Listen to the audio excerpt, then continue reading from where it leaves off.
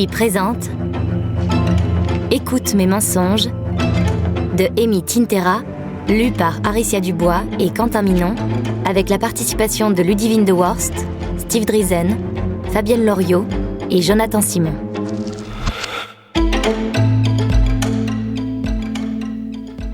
Pour Laura, Emma et Daniel. Merci d'avoir autant d'idées.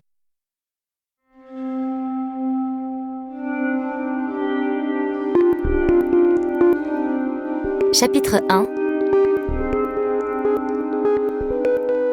Lucie.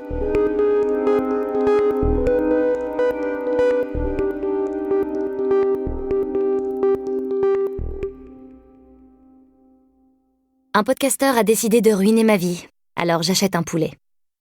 Poulet dont j'imagine la cuisson pendant que je suis assise dans mon coin de bureau chez Walter G. Brown Investment Service, en attendant d'être licenciée. J'ai arrêté de faire semblant de travailler il y a 2 heures. Maintenant, je consulte des recettes sur mon téléphone et je rêve d'enfoncer des citrons dans le croupion d'un poulet. C'est un poulet d'excuses, pour mon petit ami. Un poulet de fiançailles, en quelque sorte. Du genre que les femmes préparent pour persuader leur petit ami de les demander en mariage, vous voyez ? Sauf que là, c'est plutôt un poulet... Désolée de ne pas t'avoir dit que je suis la principale suspecte du meurtre de mon ami. Poulet d'excuses, pour faire court. Lucie ? Je lève les yeux de mon téléphone pour voir mon patron debout devant la porte de son bureau. Il ajuste sa cravate et se racle la gorge. « Vous pouvez venir 1 minute ?» demande-t-il. Enfin. Manifestement, ils ont décidé de me licencier ce matin. Les cloisons vitrées, pour un bureau, c'est toujours un choix étrange. Mais ça l'est encore plus quand vous avez une réunion avec 3 autres managers et qu'aucun ne peut s'empêcher de jeter un coup d'œil à votre assistante, dont le cas est apparemment aussi sur la table, pendant toute la durée de la conversation. Bien sûr. Je glisse mon téléphone dans ma poche et le suis dans son bureau immaculé.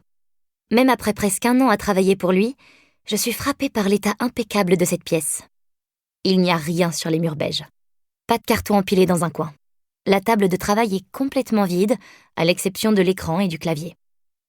Chaque soir, lorsque Jerry Howell sort de son bureau, il ne laisse absolument aucune trace de son passage.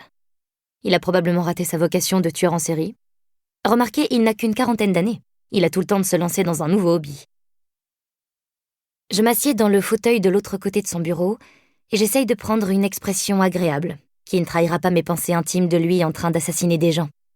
Effet secondaire quand on est accusé de meurtre, on passe beaucoup de temps à y penser. On s'y habitue.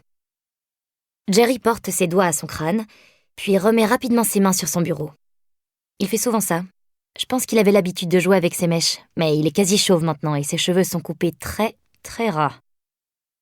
« Je suis désolée, Lucie, mais nous devons nous séparer de vous », déclare-t-il sans que personne s'en étonne. J'acquiesce.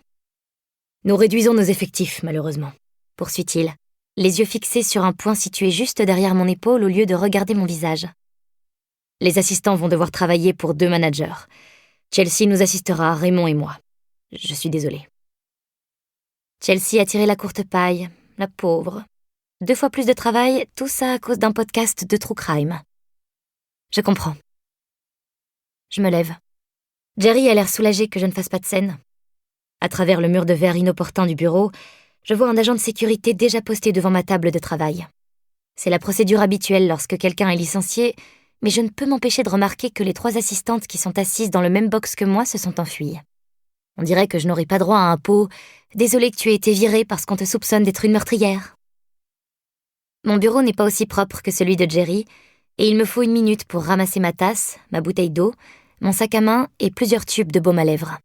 L'agent de sécurité reste à rôder là pendant tout ce temps.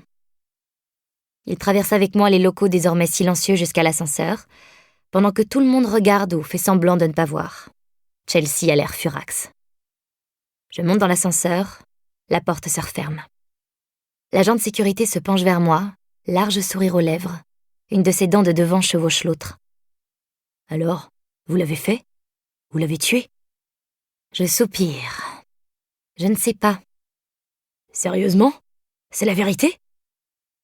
La porte de l'ascenseur s'ouvre à nouveau sur un ding. Je sors et le regarde par-dessus mon épaule. La vérité n'a pas d'importance.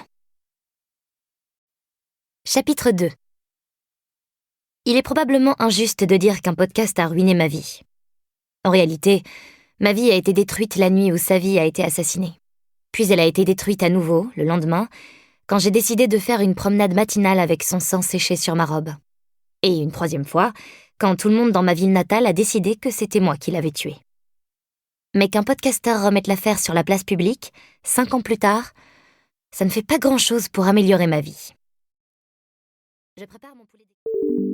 Nous espérons que vous avez apprécié cet aperçu. Pour continuer à écouter ce livre audio sur Google Play Livres, utilisez le lien dans la description de la vidéo.